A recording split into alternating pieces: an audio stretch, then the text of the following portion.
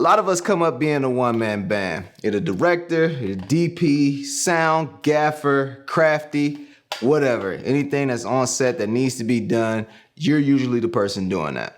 And that ability to wear different hats has given us an understanding of pre-production, production, post-production, and most likely has given us some financial gains as well. As a director, in order to be great, you have to be able to do everyone's job on set.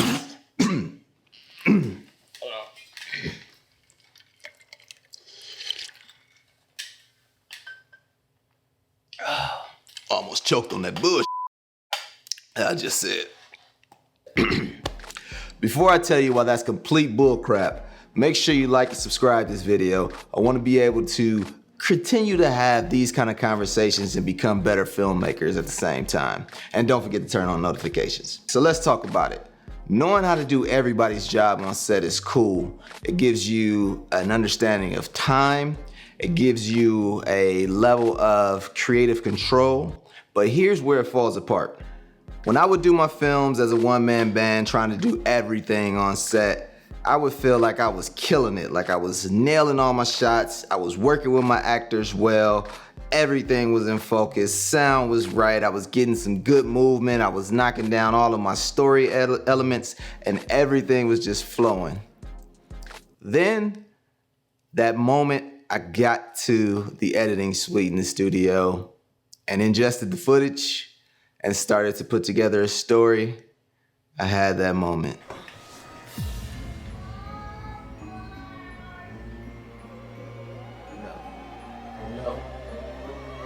I would find that I would have shots out of focus, some shots would be underexposed, I'd miss some B-roll, I'd miss some key just inserts that I could have added to push the story further or tell a stronger story.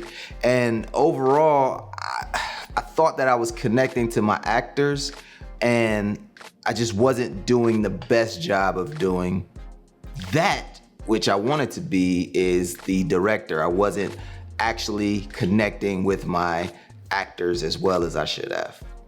And this was because I was spreading myself way too thin. So it was at this moment that I realized I needed to take off some of the hats and place them on other people. As a director, you need to be able to run the ship. And when I say run the ship, not as in you do everything, but you need to be able to put people in places to run certain departments that you trust and will help you get to your end goal. Now, what I was doing and the way a lot of us approach it, we look at it with kind of an elitist attitude and a totalitarian,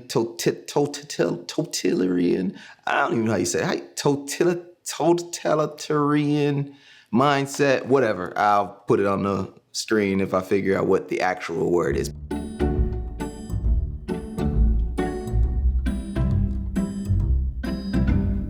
We have an elitist mindset basically saying everything needs to be our way and done as we would do it. And if not, then I'll just do it myself. And that is not a sustainable way of filmmaking.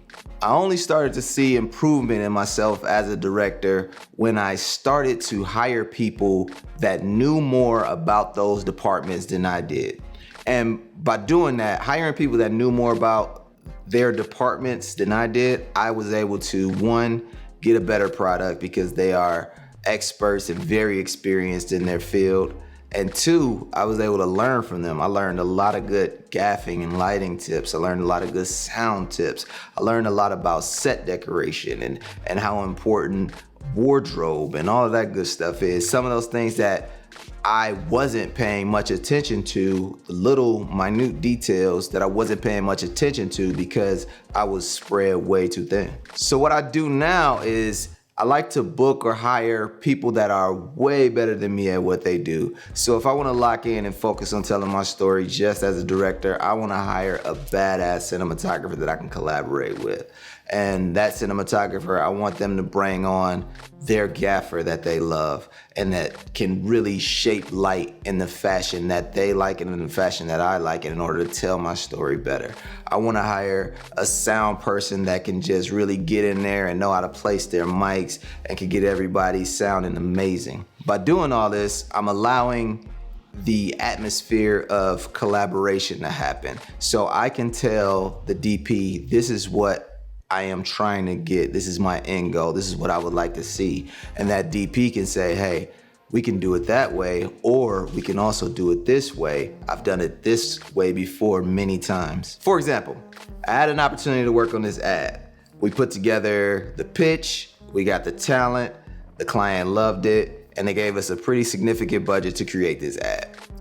Now, I knew that I only wanted to direct, and ultimately I did have to edit it as well, but I knew during production I only wanted to direct. So I decided I was gonna try and hire a cinematographer that I normally wouldn't have access to because of budget restraints. So I came across this ASC cinematographer named Steve Gaynor.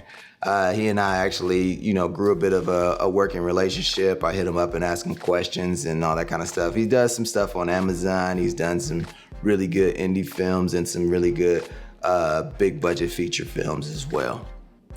Steve Gaynor came out, and this was the first time that I had seen a DP work and not even operate the camera. He had his camera operator, and that put me in another mindset because I have forever been my own DP and camera op.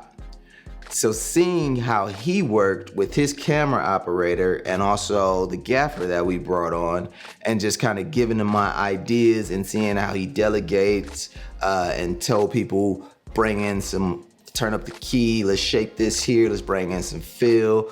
Looked at me, hey, you like it? You like how it looks? All right, call it, champ, whenever you're ready. And he just was on it. Him and his team were killing it. And that really showed me that if you don't have that team, you're not gonna get to the level that you really wanna be. Now, one-man band running, gunning it is necessary. Let me not say like it's bad. But as you grow as a director, a DP, just a filmmaker in general, you want to create a team. So I've started creating a small team of people that are my go-to people. I have a first AC, I have gaffers. I still DP a lot just because that's what I really like to do, but having that support where now I know I can hire a cam op for a day, or now I know that my shots are gonna be in focus because my first AC is kicking ass. I know that I am going to come back into the edit suite and not have that. With all that said, I hope this video was helpful to some of you out there. And what I really want you to take away from this video is that it is cool to know everything on set, know how to do everything. But what's even better is respecting everyone's job on set.